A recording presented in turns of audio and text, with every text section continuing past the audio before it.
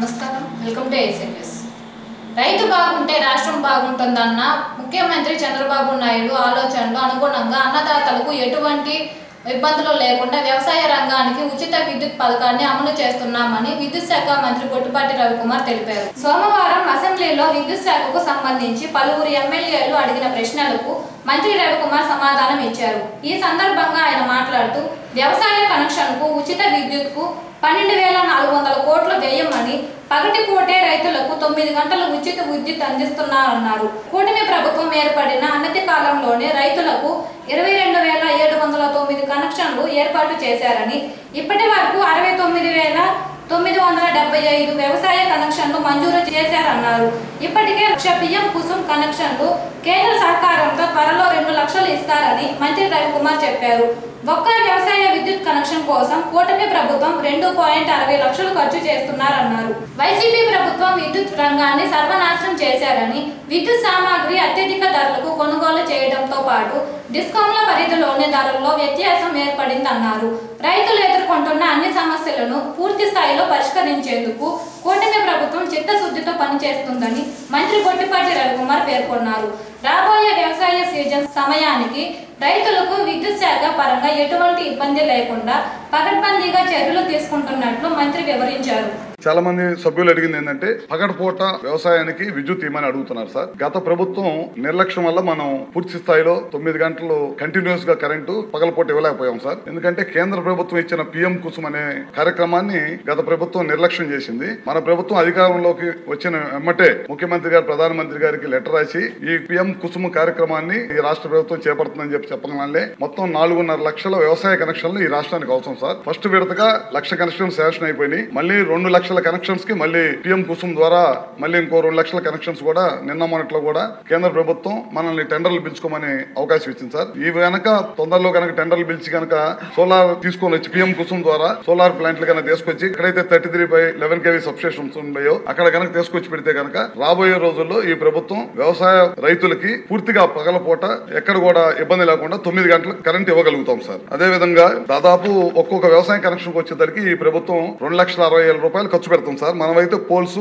Transformer మరియు transmission lines, poles అయితే 3, transmission lines అయితే 180 మీటర్లు ఇవన్నీ కూడా మనం ఇస్తాం సార్. దాదాపు ఈ ప్రభుత్వం వ్యవసాయ కనెక్షన్స్ కానీ విద్యుత్ కింద 12,400 కోట్ల రూపాయలు పైన ఖర్చు పెడుతుంది సార్. ఇందాక మన బలరాం కృష్ణ గారు అడుగుతూ 350 కనెక్షన్స్ ఉన్నాయని చెప్పారు. అవి కూడా తొందరలోనే పూర్తి చేస్తామని చెప్పి మీ ద్వారా సభ్యులకు తెలియజేస్తా ఉన్నాం సార్. అదే విధంగా 3 సబ్స్టేషన్స్ ఎప్పటి నుంచో పెండింగ్ ఉన్నాయి అంటున్నారు. వాటిని కూడా లోడ్ ఉంటే కనుక ఆ ప్రాంతంలో లోడ్ ఉండి అవసరం సబ్స్టేషన్ అవసరం అనుకుంటే కనుక ఖచ్చితంగా ఇమీడియట్ గా దాన్ని కూడా చేస్తాం. ఈ ప్రభుత్వం అధికారంలోకి వచ్చిన తర్వాత 3 డిస్కామ్స్ పరిధిలో దాదాపు ఇప్పటికే 70 సబ్స్టేషన్స్ ని టెండర్లు పిలిచే ప్రక్రియలో కొనసాగుతుంది. తొందరలోనే టెండర్లు పిలిచి ఎక్కడైతే లోడ్ ఉందో వాటిని అధిగమించడం కోసం మనం ఈ కార్యక్రమం కూడా చేపడతా ఉన్నాం సార్.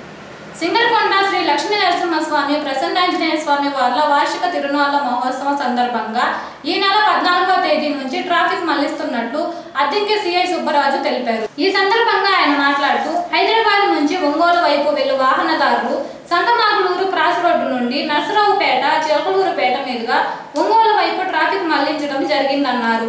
దర్శి వైపు వెళ్లువారు సంతమాగులూరు క్రాస్ రోడ్డు నుండి వినకొండ, కురిచేడు మీదుగా దర్శి వైపుకు ట్రాఫిక్ మళ్లించడం జరిగిందన్నారు. రేణింగవరం నుండి అద్దెంకి మీదుగా దర్శి వైపు వెళ్లువారు మేదరమెట్ల హైవే మీదుగా ట్రాఫిక్ మళ్లించడం జరుగుతుందని సిఐ చెప్పారు. ఒంగోలు నుంచి హైదరాబాద్ వెళ్లువారు మేదరమెట్ల, మాటూరు వైపు హైవే మీదుగా హైదరాబాద్ వెళ్లాలని సూచించారు. ప్రయాణికులు ఈ విషయాన్ని గమనించి సహకరించాలన్నారు. ముందుగా అద్దెంకి మండల ప్రజలకు పోలీసు విజ్ఞప్తి, రేపు అనగా 14/3/2020 తారీఖున మన సింగరకొండ శ్రీ ప్రసన్నాంజనేయ స్వామి తిరునాళ్ళ సందర్భంగా ట్రాఫిక్ ని మనం డైవర్ట్ చేయడం జరిగింది.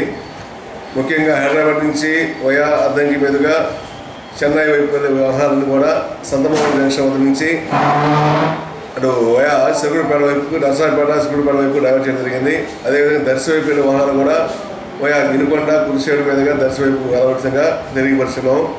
అదేవిధంగా అద్దంకి వైపు నుంచి రేణింగవరం మీదుగా అద్దంకి నుంచి దర్శి వైపు వెళ్ళే వాహనాలు కూడా డైరెక్ట్గా మేదరమెట్ల నుంచి ముందుకి వెనక టువర్డ్స్ ఒంగోలు సైడ్ వెళ్ళి అక్కడి నుంచి పొద్దున కానీ దర్శి కానీ అటు వెళ్ళవలసిందిగా తెలియపరుస్తున్నాం. అదేవిధంగా ఒంగోలు నుంచి మెదరమెట్ల మీదుగా అద్దంకి మీదుగా మార్కెట్పల్లి వాహనాలు కూడా మెదరమెట్ జంక్షన్ ఫ్లైఓవర్ దగ్గర నుంచి డైరెక్ట్గా ముందుకు వాటర్ వైపుకి డైవర్ట్ చేయడం జరిగింది. ఈ 3 డైవర్షన్ పాయింట్ గమనించి ఆ రోజు 14/3/2020 తారీఖు ఉదయం 10 గంటల నుంచి మరుసటి రోజు అనగా 15/3/2020 తారీఖు 10 గంటల వరకు ఈ డైవర్షన్ అనేది కొనసాగుతుంటుంది. దయచేసి ఈ తిరునాళ్ళ సందర్భంగా ఈ డైవర్షన్ గమనించి మీ ప్రయాణాన్ని ఆ విధంగా ప్లాన్ చేసుకోవాలని తెలియపరుస్తున్నాం. అందరూ కూడా సహకరించి ఈ తిరునాళ్ళ జయప్రదం చేయడం కోరుతున్నాం.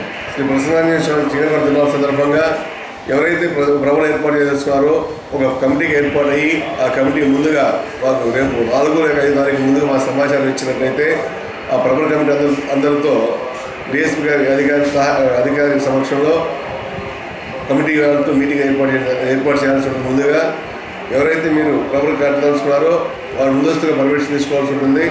దయచేసి అందరూ కూడా ఈ విషయాన్ని గమనించి పోలీసు వారికి ముందుగా సమాచారం ఇచ్చినట్లయితే దాని తగ్గట్టుగా మేము బందోబస్తు ఏర్పాటు చేసుకోవాల్సి ఉంటుంది.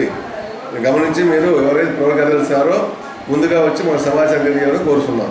అద్దంకి పట్టణ ప్రజలకు పోలీసు వారి విజ్ఞప్తి, ముఖ్యంగా ఆర్టీసీ బస్టాండ్ దగ్గర మరియు రామ్నగర్, మన ఆర్మీ రోడ్, అంబేద్కర్ బొమ్మ ఈ ఏరియాలో ఉన్నటువంటి తోపుడు బళ్ళు వ్యాపారం చేసే వారికి మరియు ఆ ఏరియా ఉన్న షాపుల యజమానులందరూ కూడా మా విజ్ఞప్తి ఏంటంటే ట్రాఫిక్ ఇది హైవే రోడ్ అండి. గతంలో దాకా మామూలు రోడ్డు కాదు, ఇది నేషనల్ హైవే రోడ్డు కనుక ఆ రోడ్డుకి నిబంధనలు పాటించాల్సి ఉంటుంది.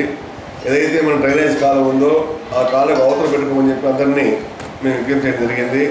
మీ తోపుడు బళ్ళు ఎవరు కూడా తోపుడు బళ్ళు కానీ కాయలు కూరగాయలు అమ్ముకున్న బళ్ళన్నీ కూడా ఆ డ్రైనేజ్ కాలకు అవతల వైపు పెట్టుకోండి. ట్రాఫిక్ ఇబ్బంది లేకుండా అందరికీ సహకరించండి. అలా కాకుండా ట్రాఫిక్ ఇబ్బంది కలిగే విధంగా ఇబ్బంది ఏర్పాటు చేసి పెట్టుకున్నట్లయితే వారిపై చట్టప్రకారం చర్యలు తీసుకోబడతాయి. అదేవిధంగా రేపు అనగా 14/3/2025 జరిగే చికెన్ తిరునాళ్ళ సందర్భంగా కూడా మీ అందరూ కూడా ట్రాఫిక్ ఇబ్బంది లేకుండా మీ కేటాయించిన స్థలాల్లో మాత్రమే పార్కింగ్ ఏర్పాటు చేసుకొని ఈ తిరునాళ్ళని జయప్రదం చేయాలని కోరుతున్నాం. ఇంటర్మీడియట్ ద్వితీయ సంవత్సరం పరీక్షలు సోమవారం నుంచి ప్రారంభం కాగా అద్దెంకిలో శ్రీ చైతన్య విశ్వభారతి ప్రభుత్వ జూనియర్ కళాశాలను పరీక్షా కేంద్రాలుగా కేటాయించారు. ఉదయం 9 గంటలకు పరీక్ష ప్రారంభం కాగా 12 గంటలకు ముగిసింది. మొదటి రోజు మొత్తం 833 మంది విద్యార్థులు పరీక్షకు హాజరు కావాల్సి ఉండగా 808 మంది హాజరు కాగా 25 మంది విద్యార్థులు హాజరు కాలేదు. పరీక్షా కేంద్రాల వద్ద ఎటువంటి సంఘటనలు జరగకుండా అద్దెంకి సిఐ సుబ్బరాజు 144 సెక్షన్ అమలు చేశారు. వేసవి కాలం నేపథ్యంలో పరీక్షల కేంద్రాల వద్ద మెడికల్ క్యాంపు, త్రాగునీటి వసతి కల్పించారు. ప్రతి పరీక్ష కేంద్రంలో సీసీ కెమెరాలు ఏర్పాటు చేయించి మాస్ కాపింగ్లకు పాల్పడకుండా నిత్యం అధికారులు పర్యవేక్షించారు. మంగళవారం ఇంటర్మీడియట్ ప్రథమ సంవత్సరం 2వ పరీక్ష జరగనున్నది.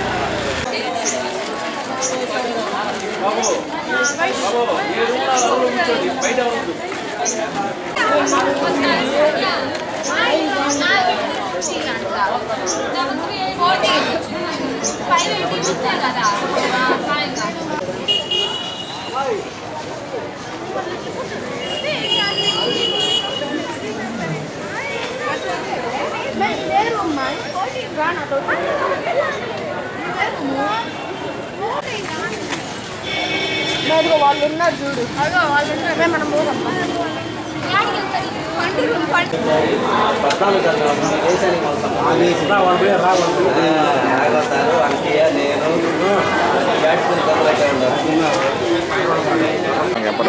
వస్తుంది కానీ దీనిలో రావట్లేదు. మామూలుగా ఎప్పుడు వచ్చేది అంటే కాస్త టైం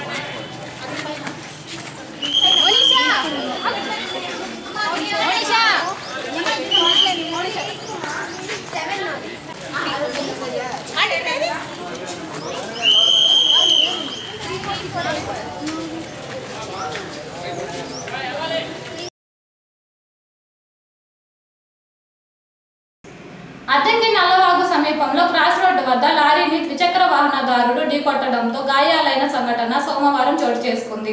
మణికేశ్వరం రోడ్డులో నుంచి హైవే మీదకి క్రాస్ అయ్యే క్రమంలో వాహనదారుడు లారీని ఢీకొట్టడంతో గాయాలు కాగా స్థానికులు గుర్తించి 108 వాహనానికి సమాచారం ఇవ్వగా 108 వాహనంలో అద్దంకి ప్రభుత్వ వైద్యశాలకు తరలించారు.